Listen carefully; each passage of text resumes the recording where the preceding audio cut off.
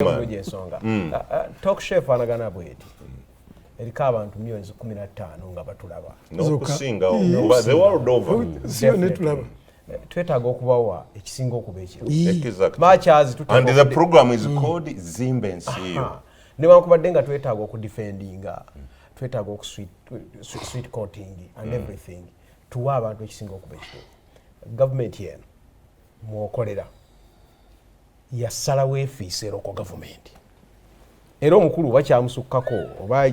kyajja kitya yagamba nti eggwanga lisobola okubeerawo nga tewaliwo local government si kituufu akati olwaleero lwaki olowooza nti omubaka wa parliament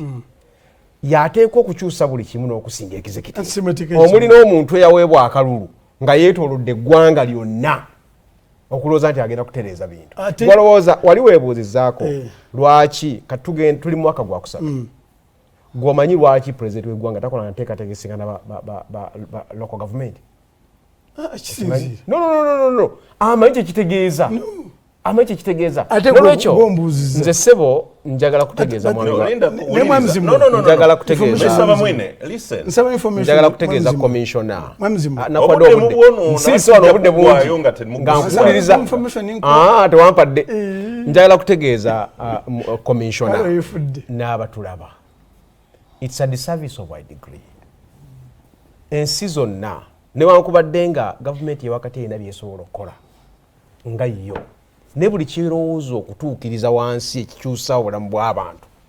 erina kikola mu local government. Yes. Nakati bw'oziigina owalinga n'ozifiisiza ddala oba weetulisizzaako bomu kubanga kati naye era ebimusumbuwa olwaleero biri wansi mu bantu. Nokwata kati chairman we Kalungu ampadde ka information no kantabudde nnyo n'agamba nti ye sente zaafuna eza road fund mu quarter ayina abaka wa parliament basatu nezaafuna eza quarter eza road fund abaka wa parliament basatu bamusinga sente zibafuna zisinga zaafuna eza road fund gwolowooza abantu balowooza ki wansi anti kyengambye kubanga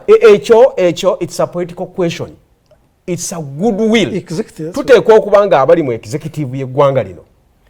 baagaliza local government okubako kyekola. Tosobola kulowooza nti gwe onooyimirizawo buyimiriza local government singa ozimye omukisa zo kennyini okweyimirizaawo oteekwa kumanya bumanya nti local government nazo gavumenti ezeetoolodde newankubadde nga za bitundu n'obudde nga bututwalira kambuzeeyo bamaze okuyisa budget y'eggwanga mu district yo bakuwaddeyo health services mekoba amasomero nga kati ekyali ensi eno kyaliramu ne local government teriyo local government nemu njogera district esobola kusinkana budget yayo by 50%. Tesobola ewange maintaininga kankite na maintenance contribution yange nga district eri 3%. Akati buli kaseera olina kuteekawo ngalo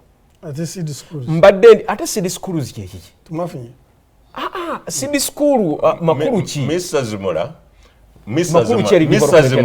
come back to me nyonyola ensonga yo gigguse bw'onoddamu buli bamwine kyakubuuza tojja kubaako nsonga diverting now is the master of diversionary now bw'otunula olwaleero nze mbadde nkola mu budget ewedde ya financial year eggwako billions 34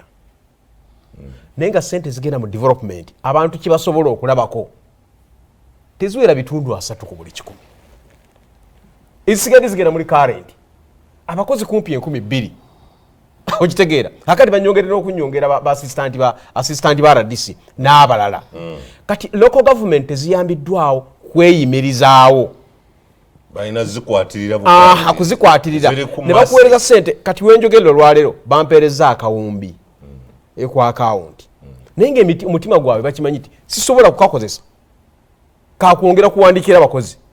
naye nga amanyi nti process mwoyita oteeka omukozi ku payroll ya myezi 3 osigazza emyezi gitakyawera 2 agambye enkuweza supplementary ya kawumbi ekyakere ku makya ku BBS agambe nti bano banafu nnyo tubaweereza ne sente basobola zigira ki zikozesa nolwekyo simanyi basobola okusalawo basobola okusalawo ne bascrappinga off local government ne bajjawo nzigi akati olwali definitely kubanga era kyekigenderera structure weeri ya buvunaanyizibwa yandibadde ekola ekisoboka okukyusa eggwanga lino tekozeseddwa Mulyanyama ewuwo mu budget eno kiki wafunyeeyo kakati fe mu